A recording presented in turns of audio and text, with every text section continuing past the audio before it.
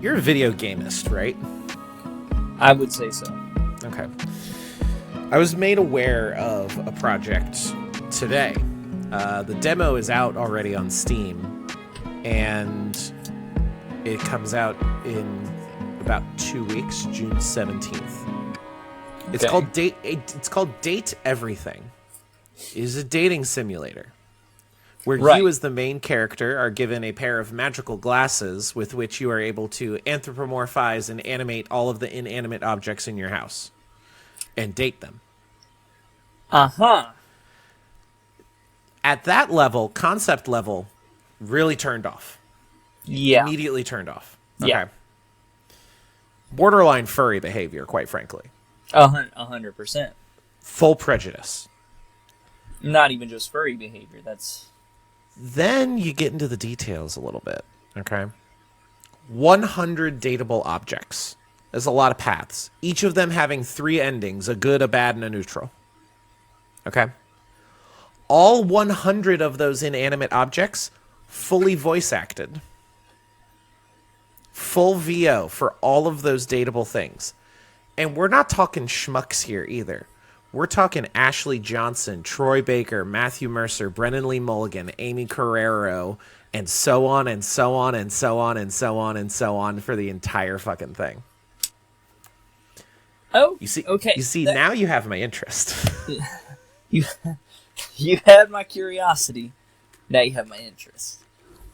I thought that was going to go in a completely different direction, but if those big names signed on, I don't... Right? I mean, there's probably going to be people out there that, like, modify the game. So here's... That. Oh, absolutely. Absolutely. Yeah.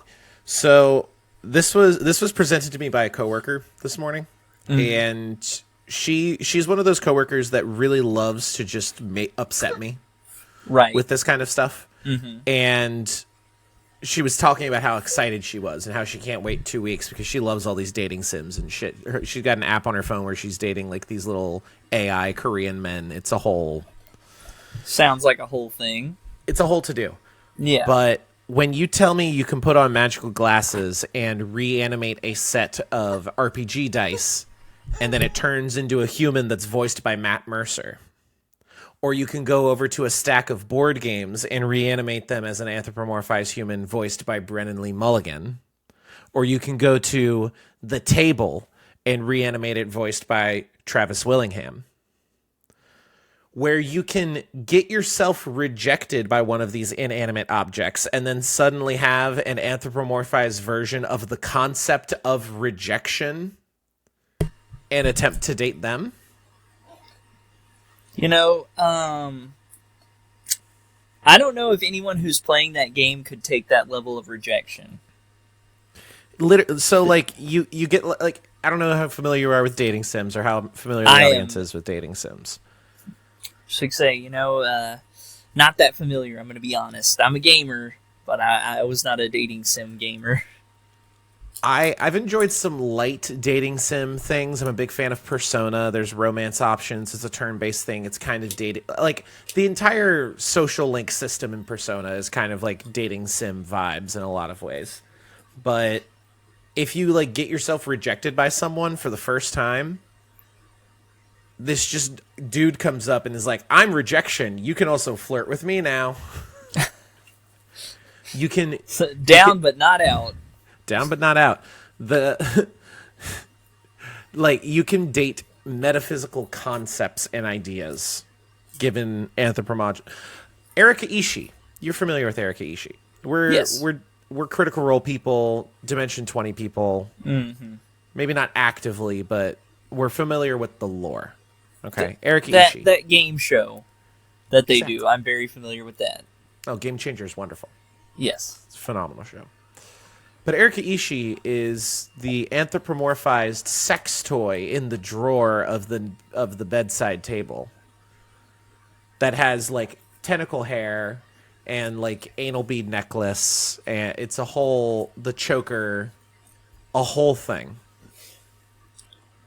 I'm glad I kept my composure there because I really wanted to spit at just the concept you're describing to me. at this Lovecraftian sex toy horror. I need to send you a picture at some point. But the last one I'll bring up is the toilet. Of course, the full God-given government name of this anthropomorphized toilet is Jean-Loup Pissoir. Like L-O-O, like going to the loo, and then pissoir, like taking a piss. Jean-Loup Pissoir is a French rapper who raps all of his dialogue, and his rap name is Lil Crapper. That right there, if you were to just describe that, I would think that is a Sam Riegel character. That seems like something directly inspired by Sam Riegel. Sam Riegel, not in the game. Not in the game. So, just to rattle off... Maybe that's a little homage. Felicia Day, Ben Starr, Steve Blum, Christian Navarro, Matthew Mercer, Okay. Jonah Scott again because it's a twofer, Erica Lindbeck, Brennan Lee Mulligan, Amy Carrero, Matthew Mercer, Travis Willingham, Christina Valenzuela. Like, Liam O'Brien is in it. Fucking Ashley Johnson is in it. Anjali Bhamani. Like, this cast is fucking ludicrous. The entire concept on its face is quite frankly offensive. Yeah. To the senses, at the very least. But I can't help but find myself horrifyingly obsessed with it. Yeah, I was about to say, when you were first describing the game, I was like, this sounds like a pervert's game. And then you started listing off the voice actors, and I was like, okay, this actually sounds very legit. Right? So, what's going on here? I don't know. The demo is available on Steam right now. I may or may not have it currently downloading. And then the full game comes out in 2 weeks. And here's the kicker for all of this. This game developer managed to create this game, hire 100 voice actors to fully voice all of the dialogue with these characters that they've made up. And the game is going to be less than $30. That right there, insanity. Big wins Madness. all around, quite frankly. So, yeah, I just thought I should share that with you. And 8 minutes now into the Duels for all of you Mana gamers Dorks. out there. For all the gamers. This is, of course, not a video game podcast. This is ostensibly a Magic the Gathering podcast, the Duels and Mana Dorks podcast, a Magic the Gathering news and information show where we talk about all the goings on in Magic the Gathering TCGs around the globe. Today, we're not actually talking a whole lot about Magic because we got to talk about TCG Player out here busting unions. Got to bring it up. It's kind of the biggest thing. TCG Player, one of the biggest marketplaces for singles and for sealed product for people ordering stuff online. Got to talk about it. Rules change coming with the Final Fantasy set. Sagas are going to now be acting differently when given additional types. So suffice it to say, Blood Moon no longer kills Urza's Saga. We're going to tell you why. And then lastly, a new secret Lair announcement. Partnering with the National Association of Latino Arts and Cultures for a little secret Lair project, including some very juicy reprints here, and a return to print to demand, of all things. Great move for this. Let's see if it keeps going. I want to see it keep happening. I doubt it. No, not at all. Not at all. It's a charity secret Lair. They're going to make as many as they possibly can. Right. Obviously. But hey, at least the card quality is also there. Absolutely. Now, if you are listening to this on the free feeds, pre-release season has already been underway for you for the Final Fantasy set.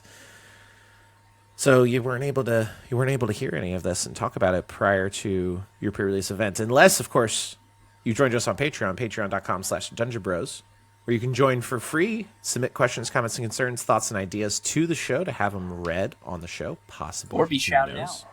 possibly even be shouted out. We'll get to the shout-outs, though. $1 a month will get you early access to everything we do in terms of YouTube videos. $5 gets early and ad-free access to this podcast every other week when it goes live. And $15 a month gets your name read at the end of the show or whenever I damn well please. Thank you, sir, Brandon Vole. Thanks, Brandon. Gentleman and a scholar, in fact.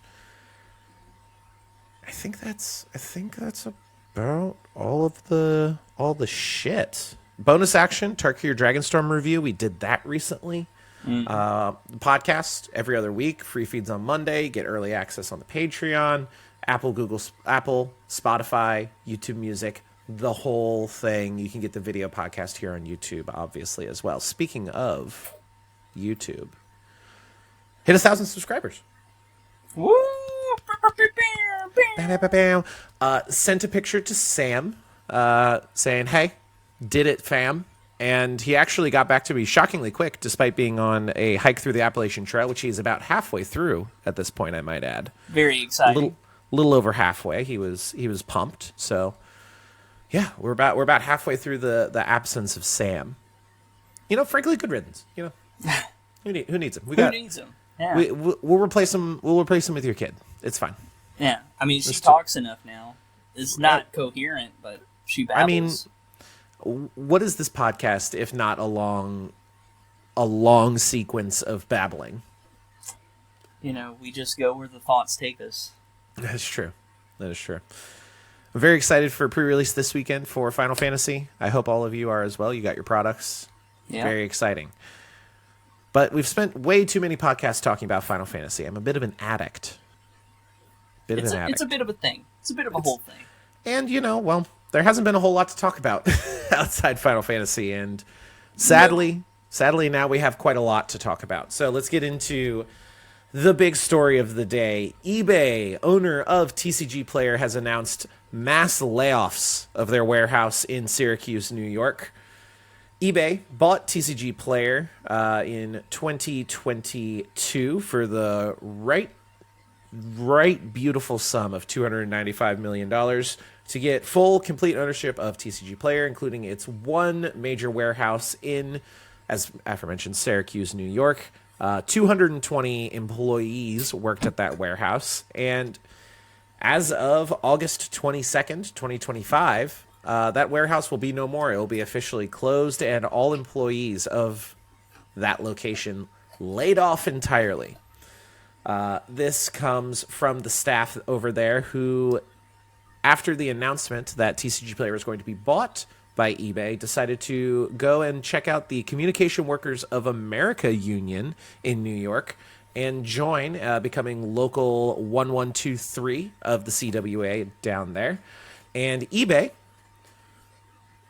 none too pleased, to say the least. This would be the first collective of employees under eBay's umbrella that was unionized, and they were never really thrilled by it. Notably, they did not go and negotiate with this union really in any way. Nope. Over the past 600 days, so nearly 2 years, the workers have been trying to get eBay to sit down with them and negotiate and lay out a contract. Employees there told Spectrum One News that many were left in tears following the announcement of layoffs, and they were escorted out by security personnel with no time to gather their thoughts or belongings. Many of them claiming that the security guards would ward off employees using psychological warfare, as discussed by Zach Freeman, who is a member of the TCG union at CWA Local 1123. It is not the first time eBay has been accused of union busting. Back in 2023, the union filed an unfair labor practice charge with the National Labor Relations Board over claims that the company had unfairly fired an employee for union activities. The charge also mentioned that the company was illegally surveilling pro-union employees and threatening workers who had similar beliefs. Employees claimed they were being targeted for union clothing, and workers were forced to attend captive audience meetings that aimed to discourage them from pursuing union representation. Sadly, These employees don't really have much of a recourse. TCG Player never came to, or eBay never came to the negotiating table for contracts and are well within their rights legally to move their operations to a different state. They'll be moving to my home state, Louisville, Kentucky, which is a right-to-work state, and likely not going to be a unionized warehouse there. Almost guaranteed. Yes. The next 60 days, a lot of the employees that have not already been laid off are going to be trying to find new work, and that is never any fun. We do not like layoffs. Obviously, working industries, the economy, you can't just always have all of the employees on staff forever. No. So rounds of growth and lots of employment followed by layoffs. It's just kind of the natural, like, breathe in, breathe out of industry in the world. And it can't be avoided. In this case, it seems pretty cut and dry that eBay is kind of trying to move away from a unionized workforce. You've been saying that you got a lot of thoughts, a lot of things you want to say. Where do you want to start tackling this, Wyatt? Well, to start things off, I'm always on the side of the employees. As a fellow jaded employee, I can completely understand what it's like to be bought out by another company, and I can't even imagine having a union already established and then just completely ignore it and be like, we're not going to come talk to you. Actually, we're going to just move the whole thing so you guys have no legs to stand on at all. Because, for corporations, union is a bad word. Can't have that. Oh, yeah. I know from personal experience, having sat through multiple, union, don't think about it, don't think about unionizing type stuff. It's a whole thing, and I feel for them. I really, truly do. I wish there was more recourse for them. The only recourse they have is that unfair labor practices charges filed with the NLRB. But even with that, all they can really do is just keep attention on the issue, keep pressure on eBay from people. But which I believe is why it's really important that we continue to talk about it. I know that Absolutely. We're not the first creators the listeners are listening to that have probably brought up the TCG thing. I see it all over Blue Sky. Mm-hmm. It's on the couple of people I follow on Facebook. It's been brought up on Instagram, on TikTok. A lot of good YouTube videos everywhere. Yeah, it is an abuse of the legal system. Mm-hmm. They are following the letter of the law while actively refusing to negotiate in good faith. Right. With how slow these kinds of charges take to resolve, I think that's partially why they decided to announce and start enacting these layoffs within 3 months of moving the factory, just so that there isn't time for these proceedings to go through. Oh yeah. Also to note, in my home state of Kentucky, one of the lowest minimum wages in the country. Shout out. Thankfully, I make well above that. A lot of articles I see talking about how it's going to save them a lot of money because the minimum wage in New York is quite a bit higher. I can tell you right now, warehouse jobs, they're not paying minimum wage basically anywhere in the United States. So they will end up saving quite a bit of money on pay, but thankfully they won't be getting many employees at minimum wage. Well, but yeah. The thing about that's always bothered me is people are like, the minimum wage, quote unquote. And it always seems nice when you go and apply for a job and they're like, well, we're hiring at above the minimum wage. And it's like, great, how far above the minimum wage? And it's like, well, $10, $11, $12, $13, something like that. And it's like, the minimum wage hasn't been raised in years. Years. It's been $7.50 or $7.25 for almost as long as I can remember. Oh, absolutely. And the fact that the minimum is there gives the companies a lot of room to play, because it's very telling what a company can start at. Like, start multiple people. Basically, fully fill a warehouse in TCG Player's case. If they were to offer everyone X amount of dollars, it's like, if the minimum wage wasn't here, they'd have to start higher. Or they'd just realize that you're paying the minimum wage. No, absolutely. And there's been a lot of very well documented evidence of the growth rate in expenses, in rent, in cost of living compared to the flat line of minimum wage. I don't necessarily think that's the best metric to go by. I prefer going off of median household income in the rate there. And I mean, the numbers are better, but not good by any means. I mean, No. the cost of like a house has more than doubled, nearly tripled since like the 1980s, and median household income has gone up like 40%. Yeah. Like it's not even in the same bracket of conversation here, but Right. And that's go ahead. no, that's neither really here nor there, because I don't think the wages are the reason they're really doing this. I think that's just kind of gravy that they'll be able to get warehouse workers a little cheaper. Oh, 100%.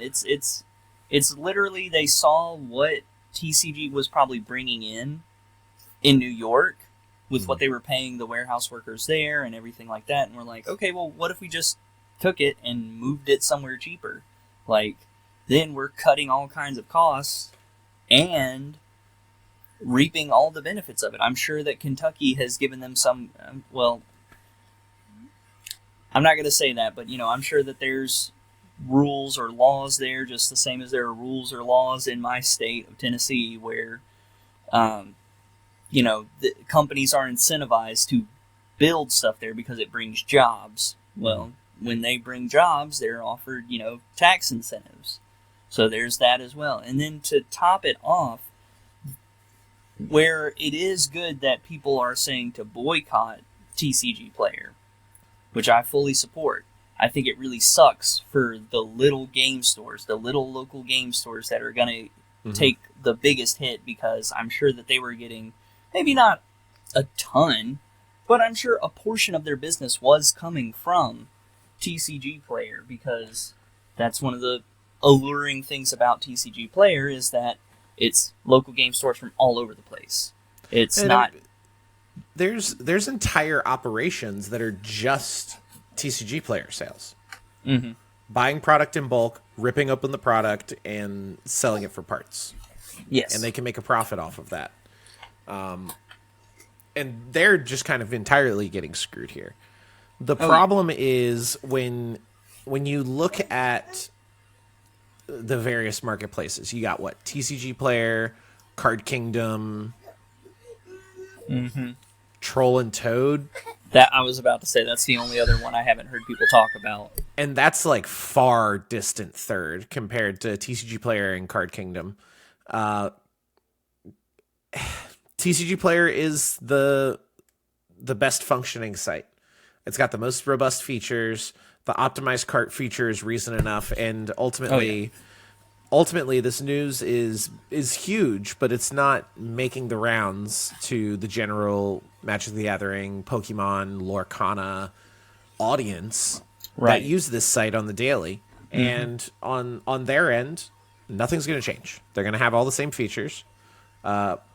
Shipping times to parts of the United States might be slightly adjusted. Yep. As a resident of Kentucky, I hope that my TCG Player Direct packages would arrive sooner, since the warehouse is in my state. But don't get your hopes up. No, not at all. Not at all. It's it sucks, especially as someone who builds budget decks. Most of my budget deck pricing is based off of TCG Player's prices, simply because when you use Card Kingdom's pricing, every single card, at minimum, at its lowest amount, is 25 cents. Yeah. Is 25 cents. And that eats into a budget so fast. Like that's the reason that TCG Player has become just the pricing standard for everything. The vast majority of people are selling on TCG Player.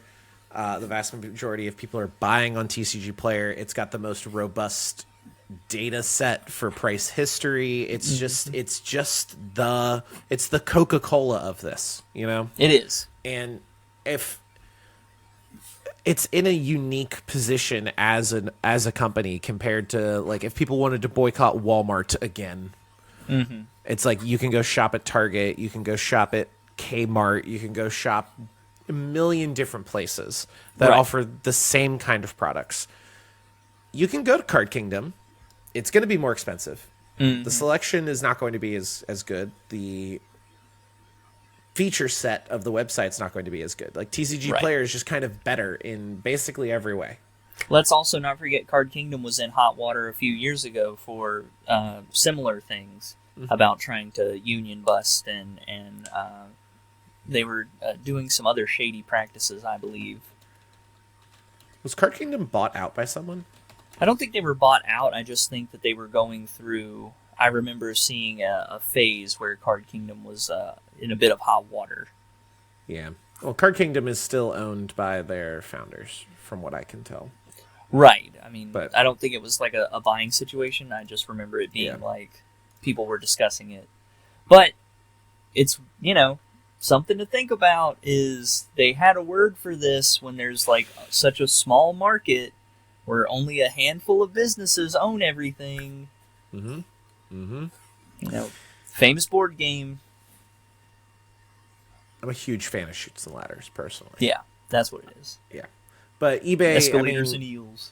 eBay's had a history of buying up companies like this, trying to corner certain sections of online purchasing, certain markets, and...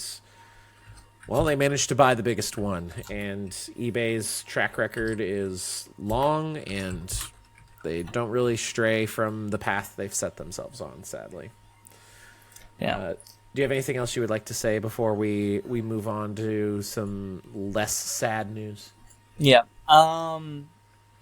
Support your local game store.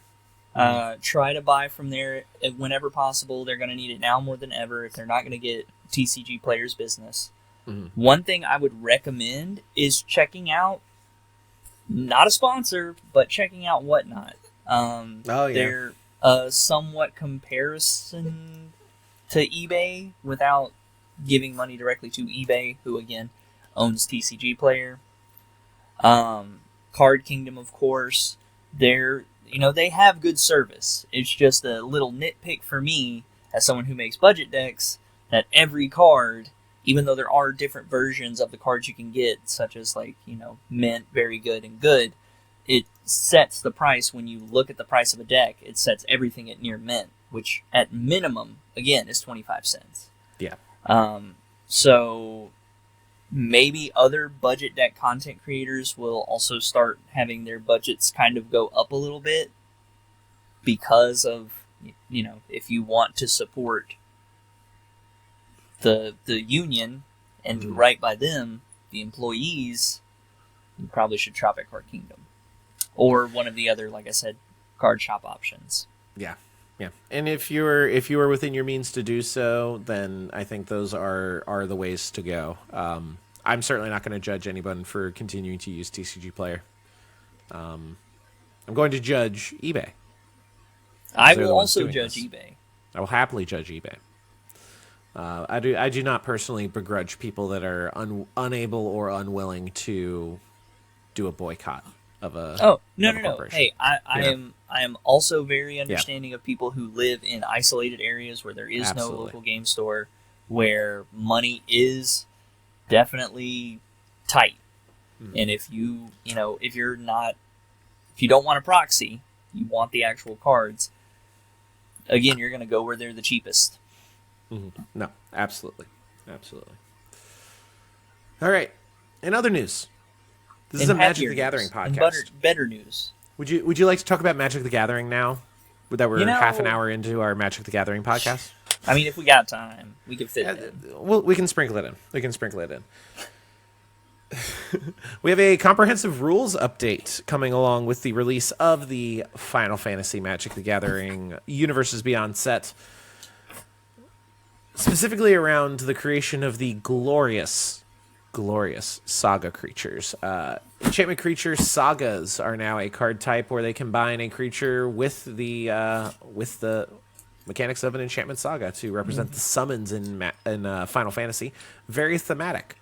To go along with this, though, they decided to change how sagas work. Now, the reason for this change, enchantment removal has been abundant in Magic the Gathering, and it's been removal in the form of destroy and exile.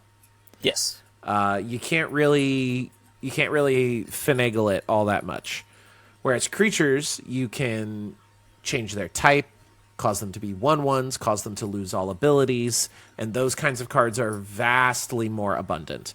And Yes. if those cards become destroy target creature, if targeting an enchantment saga creature, then suddenly they become much, much, much more powerful. Absolutely. So to counteract this, they've changed how sagas interact with their lore counters and how they handle having their types changed.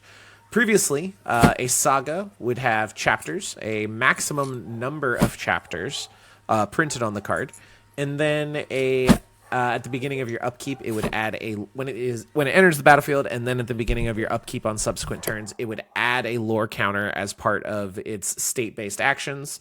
When that lore counter gets added on to the saga enchantment, it triggers the chapter ability of the corresponding number of lore counters. And then if the number of lore counters is equal to or greater than the total number of chapter abilities on a saga, it would sacrifice itself as part of a state-based action, then resolving the trigger that would go onto the stack from the saga.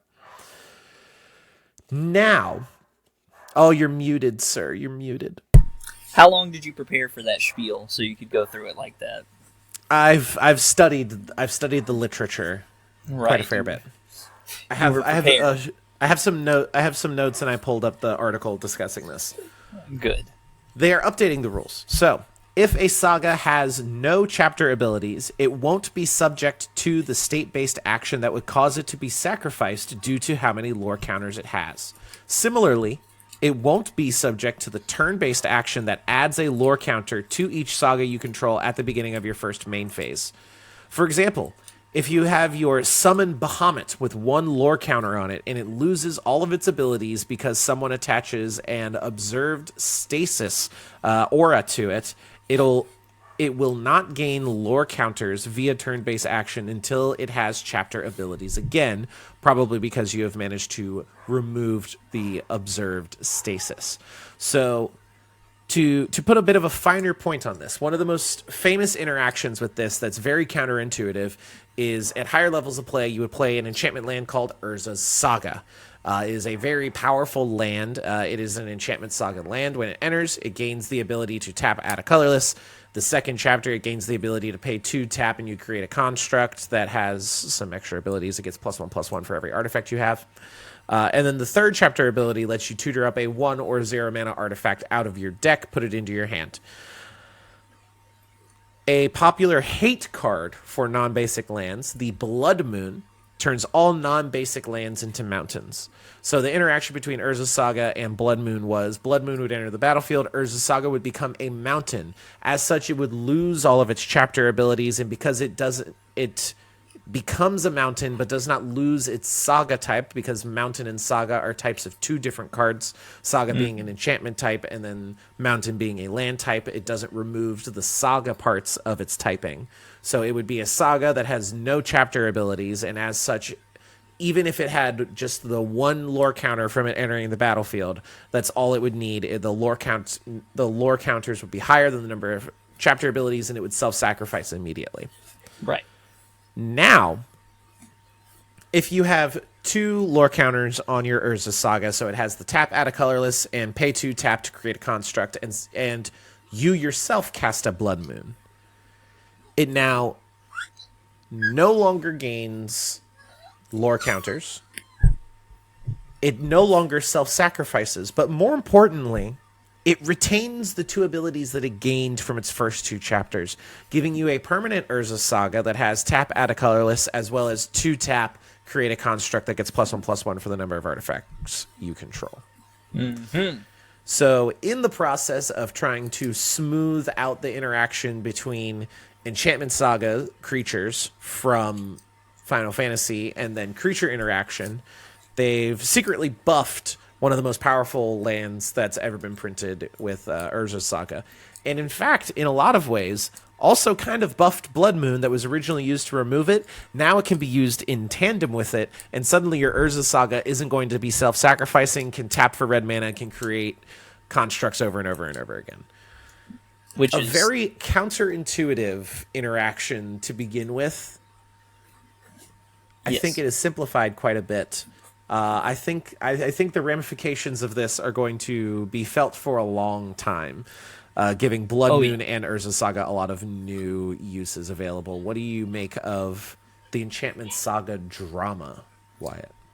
I think that, first off, it was... Unfortunately, it was needed.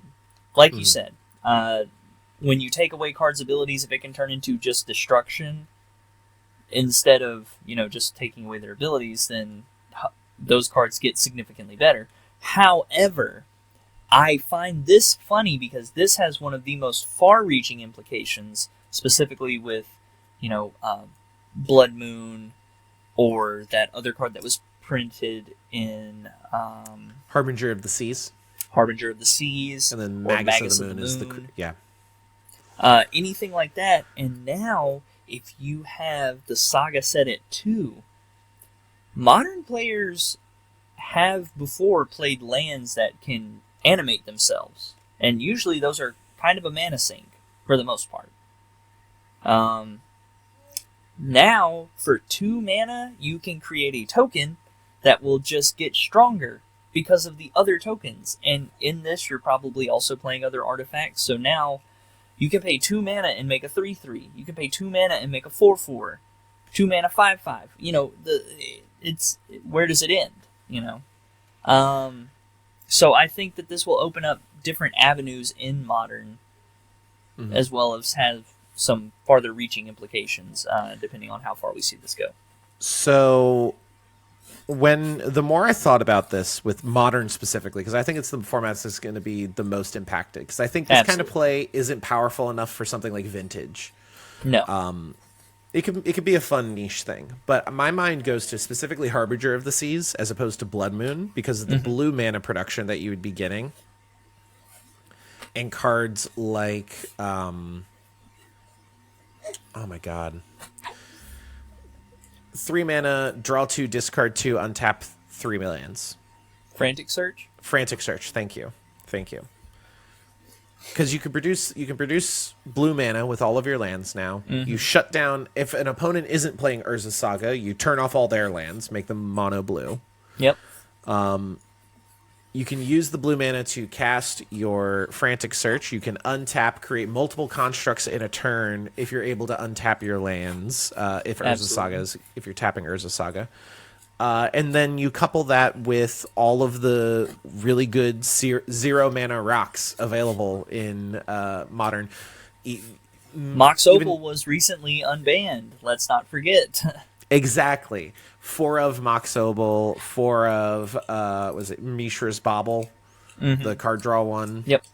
0 mana artifacts you can just slam down, and then suddenly that 2 mana tap on Urza Saga is making a lot bigger than a 1/1 or a 2/2 or a 3/3.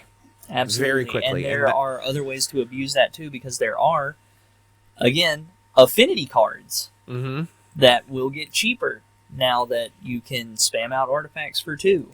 There are cards that care about artifacts entering. There are cards that care about artifacts leaving. I'm sure that this will create some type of combo deck. And also another thing, Urza Lord High Artificer is also legal in Modern because it came out in a Modern Horizon set. Yep. And it can take those 2/2s and turn them into more mana production. So you're basically paying 1 to get a beater or possibly a mana generator. Absolutely. And I'm sure there's some kind of way to, make infinite mana like that. But So the we'll only just thing have to there wait you and see. need, you would only need an outlet at that point for the Mm-hmm. mana, and I mean there's a million different things you can do to kill someone with infinite mana. I could see some weird. Well, Underworld Breach was banned, so you can't get any weird breach combos anymore there. No. RIP in pieces, Underworld Breach. But Abe, I think a mono blue artifact based Urza Saga, Harbinger of the Sea, 0 mana rocks and baubles, and just using and abusing the new rules changes with Urza Saga to just be repeatedly making big constructs is going to be, at the very least, something that people are going to try. And these are all just strategies that we're coming up with on the top of our domes, basically. There's going to be much better deck builders that are working around this rules change quite a bit. That is the only major rule change with Urza's Saga. There's a very long article that goes over all of the new and returning mechanics for the Final Fantasy set, going over the details of job select, tiered, the Saga enchantment creatures. Meld is returning with a couple of cards, double-faced cards, and how transforming works. And then just a whole lot of one-of cards that are getting rules text fleshed out for how they will be interacting with the game. So be sure to check that out if you are interested. It is in the Final Fantasy release notes on magic.wizards.com. Do you have anything else to say about sagas? Yes, I find it extremely odd that saga creatures were first introduced in a Universes Beyond Magic the Gathering set instead of in a true Magic the Gathering set. That's the only thing I'm to say about that. Really? Yeah. It's not something that's super intuitive, because as people have brought up, none of these saga creatures have haste. Nope. So any of them that have 3 chapters basically get 1 turn that they're able to attack with, because they have Summoning Sickness on the first turn, they can attack on the second turn, and then the third turn they're going to self-sacrifice before they have the chance to attack. So as far as being creatures, it's just kind of like a little bit of extra value. Now, a lot of them have 4 chapters. Some of them have even more than that.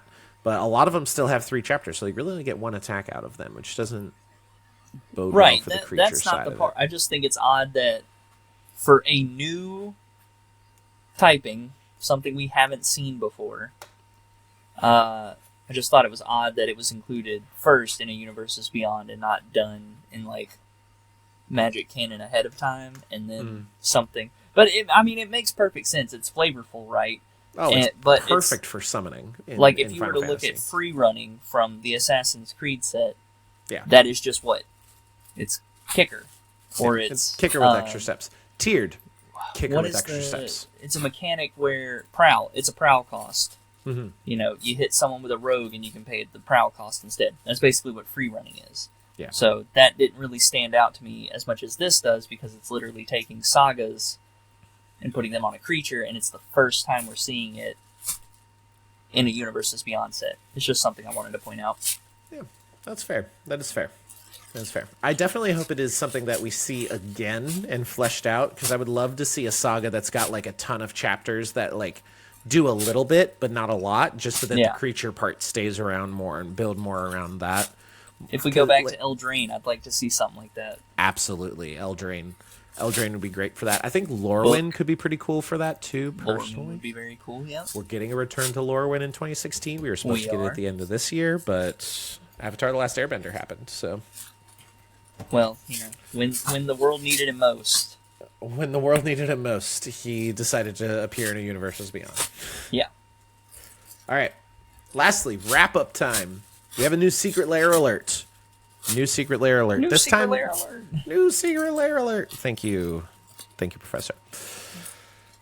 This time, one that you will definitely be able to get your hands on, because it is print to demand. No longer will we have secret lairs that are limited quantity. That's a lie. They're probably all going to be this. We are getting a partnership with Magic the Gathering Secret Lair Cross National Association of Latino Arts and Culture, Nuestra Magia. So they are partnering with Latin American creators. Spanish and Portuguese languages will be on select cards in the names, and then you can get Secret Lair versions that are fully in Spanish and Portuguese rules text. Both versions will drop in a non-foil and rainbow foil. They'll be available on MagicSecretLair.com from June 16th to July 13th, and it will be printed to demand. That is because 50% of all of the product price sold will be donated to the NALAC. For more information, you can read on in the article on magic.wizards.com. The more important part is this is a 7-card, 2-token Secret Lair set. So 9 total pieces of cardboard are coming to you, which is, to begin with, fantastic. Proves that they are capable of doing it and choose not to. You're going to get a beautiful Soul Ring, Lightning Greaves, reprints for Xenagos, God of Rebels, Expressive Iteration, Ancient Green Warden, Tireless Provisioner, and the big one here, Sylvan Library. Sylvan Library, a $17 card in non-foil, nearly $30 in foil. The closest to that in non-foil is the Ancient Green Warden at about $375, Xenagos at $450, Lightning Greaves at $318. The total non-foil value of these cards, not including the food token and the treasure token that you will be receiving, is $30.86 for the non-foil price of $29.99. So right on. The foil price is going to be much, much higher theoretically because Sylvan Library, not really widely printed in foil except for Dominaria Remastered, I believe. And that one is $30 in and of itself. And the other foils more than make up the $10 difference. Given that, it is print to demand, so you don't have to rush out and buy it. You can think about it. You can sleep on it. You can get it whenever you want between June 16th and July 13th. Mark your calendars. And half of all the money goes to charity. So, objectively, pretty freaking cool. What do you make of the card selection here for the Secret Lair? Do you think the print to demand run is going to exist beyond this one? Absolutely not. Absolutely not. I have no hope. The only reason it's print to demand is because it's a charity. They know that they're gonna, it's money going to charity. Who wouldn't want to support that? So they want to try to get as much people as they can. Sure, some of that kickback is going right to Wizards, of course, but it's still supporting a good cause. The art, incredible. Oh, beautiful. The card selection, as you already said, is actually terrific. Soul Ring, one of the most played Commander cards. Lightning Greaves, something, I would say most Commander decks could play. Probably should play. But should is interesting. We're not going to have that debate here. Yeah. Sylvan Library getting in more people's hands, great. Absolutely. Ancient Green Warden, it's funny enough that I just talked about this, not Ancient Green Warden, but being able to play lands out of your graveyard. Such a power move.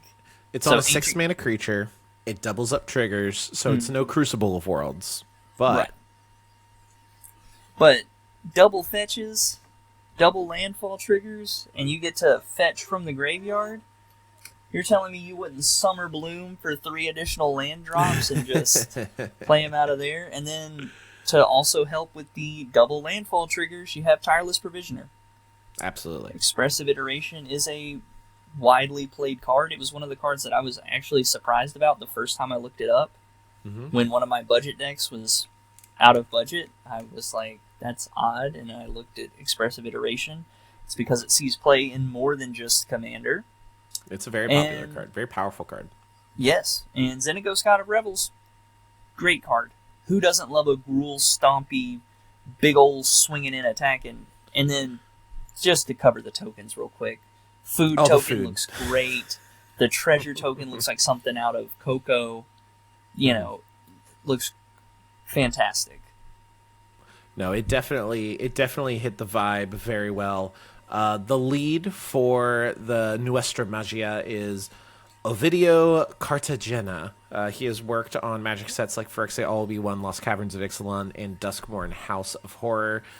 He gave a big quote to talk about the cultural references in some of these cards. You can check that out on magic.wizards.com. They have a whole article about that. And you can check out www.nalac.org to learn more about the National Association of Latino Arts and Culture. See where your money is going. As the nation's premier nonprofit organization exclusively dedicated to the promotion, advancement, development, and cultivation of the Latino arts field. Sylvan Library, though. Rainbow foil. Yeah. It's one of the better looking ones, too. $40 for foil, I mean... $20 for a good cause. You know. It's pretty simple. It's pretty good easy. Cards. It's not like you're not going to play them. What do you not play a green deck? Yeah. One of the best food tokens in the game, might I add. Yeah. It's fantastic. Fantastic secret lair. I hope that part of me wants them to do more of these charity secret lairs so we get more print to demand secret lairs. And maybe see that, even if we are donating 50% of the money on these, we're still making a lot of money. Like, kind of the same amount because people keep buying them. But, of course, that's not going to happen because the Final Fantasy secret lair is going to sell out in, 20 minutes. Of course. We've already been over that secret lair. We have. I would argue you should get it. Personally. I would agree. Actually, no, don't get it. I'm going to try and get some. Don't get it. Don't get it. Nobody go get it. Yeah. Unless you get in before me and then go ahead and buy one. If you get in after me, do whatever you got to do. If you're in line before me, don't bother. It's not worth it. Just get out of line. You know. Well, Wyatt, that is about all the time we have. This is the last podcast to go live in the pre-release era of Final Fantasy. The next time we meet, we will have a lot to discuss in how Final Fantasy has played out. We will. Specifically, I'm very intrigued to see how much the price on these singles crash precipitously in the coming weeks. Because there's no way they're holding this much hype value. There's no shot. I'm interested to see the shakedown of the meta. Mm-hmm. That's something I'm actually, at the end of the day, people can gripe all they want about the Final Fantasy cards for the ones that don't like it. Mm-hmm. But they're here. And they're powerful, and they're going to be in Standard, so that's going to cause a shakeup of Standard. I want to see if they creep into any other formats. I think the job select cards have a big shot of being really good. They're very well costed if they were just creatures, and then you're just killing the token, but the equipment sticks around. Particularly the black one that makes the wizard that pings people when you're casting non-creatures. I have a feeling that one's going to be seeing quite a bit of play, and then obviously Vivi. Right. Vivi's going to be kicking ass and taking names goddamn everywhere.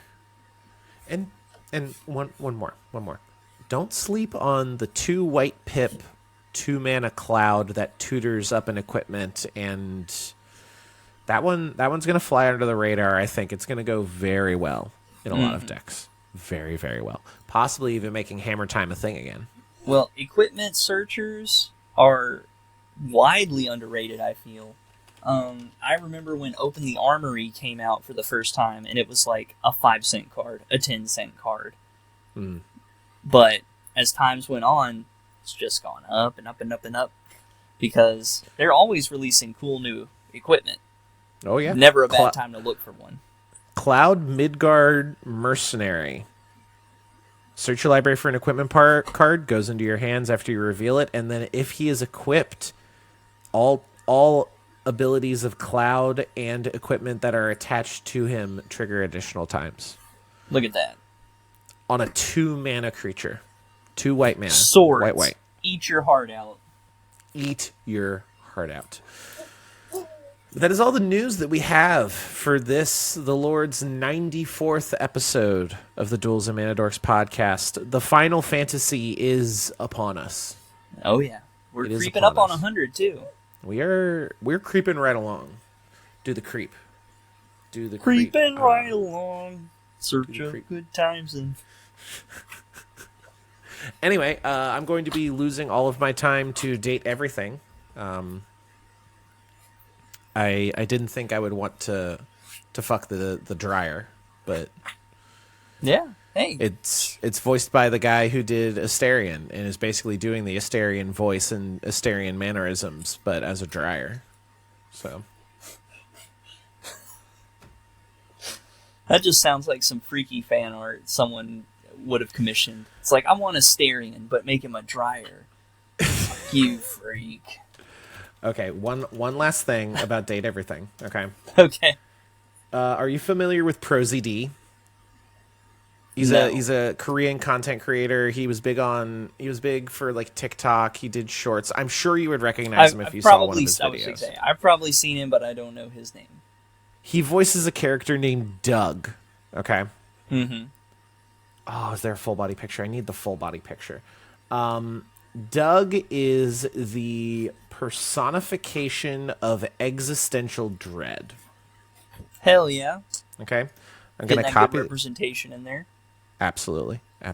Where's the chat? Okay, open up the chat on the application here. I might be able to send this link. Okay, hold on. Oh gosh. Oh geez. All right. Copy. Paste. All right, click that link real quick. I just want to show you a picture of Doug. That's all I want to do. Doug, your overwhelming sense of existential dread. Let's see it. I might put this in the podcast video. I hope I remember to put this in the video.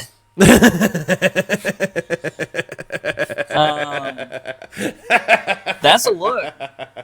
That's a look for sure. He got the thumb in the jeans. Yeah, he's jacked out of his mind, and then just the blank, vacant expression. Yeah, you know what's that saying? You know, you stare into the abyss long enough, the abyss stares back at you hornily. I mean, the horny vibes on this game are. If you stare into the abyss long enough, you date the abyss. You stare into the abyss long enough, I think you just come. I mean, he's like pure white. He's not like white skin white. He's like white, the color white. Mm-hmm. He's got pink underwear on. Oh my god, I didn't notice that. He does. He's got cum gutters. Okay, we gotta stop. Thank you for joining us on episode 94 of the Duels and Mana Dorks podcast. We will be back again in 2 weeks if we're not canceled for our discussion about Doug and his cum abs. That was from Rick and Morty, all right? And only super intelligent people watch that show. He turns himself into a pickle. True.